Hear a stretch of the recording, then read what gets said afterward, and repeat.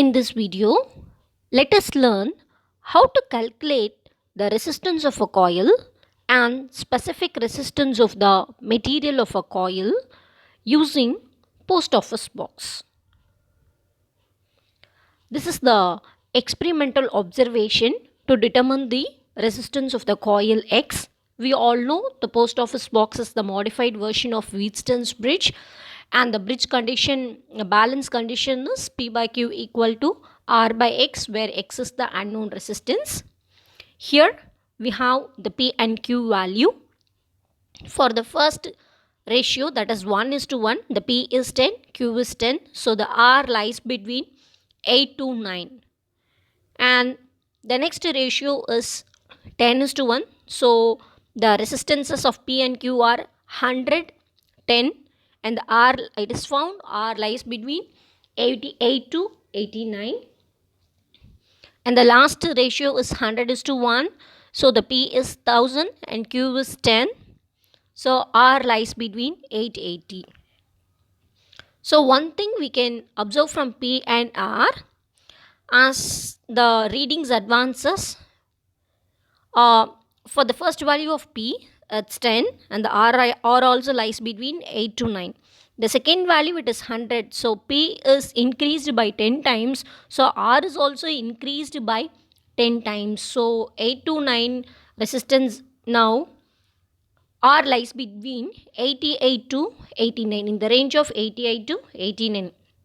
For the last set of values, again the R is increased by 10 times, and P is increased by 10 times.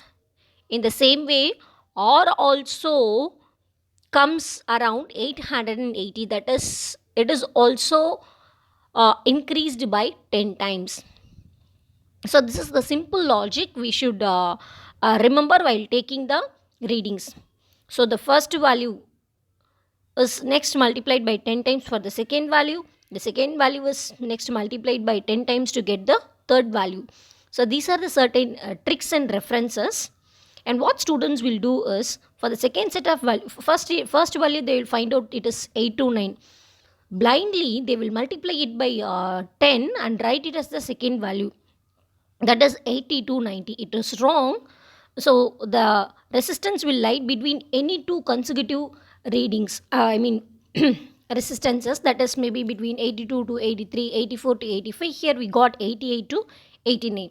For the third set, that is for 1000 and 100 P and Q resistant values, you will get only one value. Here it is 880. Now let us find out X. We know X is equal to R into Q by P. Here R is 880 and Q is 10 divided by 1000. So you get X equal to 8.8 ohm. Next we need to know the radius of the coil R, which is measured using a screw gauge. And the error observed here is a positive error of plus 3 division. So the correction is minus 3 division. Then the pit skull reading is 0 here. And the head scale coincidents are 56, 53, 55, 54, 56. So the corrected head scale reading is obtained by subtracting minus 3 divisions of 0 correction. So we got 53, 50, 52, 51, 53. For getting the corrected head scale reading, we multiplied the corrected head scale coincidences with the least count. So we got 0.53, 0.50, 0.52, 0.51, 0.53. The total reading is obtained by adding pit scale reading plus the corrected head scale reading, which comes out to be 0.53, 0.50, 0.52, 0.51, 0.53.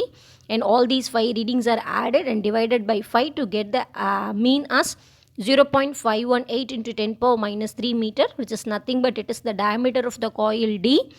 To get the radius, we have to divide the diameter by 2. Hence, we got the radius of the coil as 0.259 into 10 power minus 3 meters.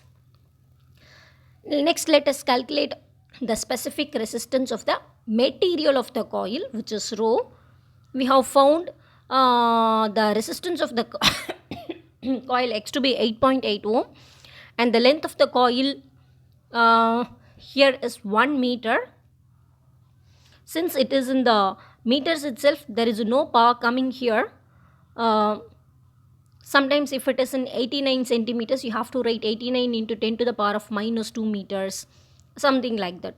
So here the radius of the length of the coil is 1 meter and the radius is 0.25 into 59 into 10 power minus 3 meters. We all know the a formula for finding the specific resistance of the coil is rho equal to pi r square x by L ohm meter. The pi is 3.14 into r square 0.259 into 10 power minus 3 the whole square into x, that is 8.8 divided by 1 meter. Then the squaring r, we get 3.14 into 0.259 into whole square into 8.8, 10 to the power of minus 3 the whole square will give you 10 power minus 6. So multiplying everything, you will get rho equal to 1.85355 into 10 power minus 6 ohm meter. This is the specific resistance of the material of the coil. Since the material of the coil or the wire differs from one material to another, the specific resistance also varies depending upon the material of the coil used. So depending upon the coil used in your laboratory, your specific resistance will also vary. But the power, this 10 power minus 6, you will get for all the specific resistance value of a coil.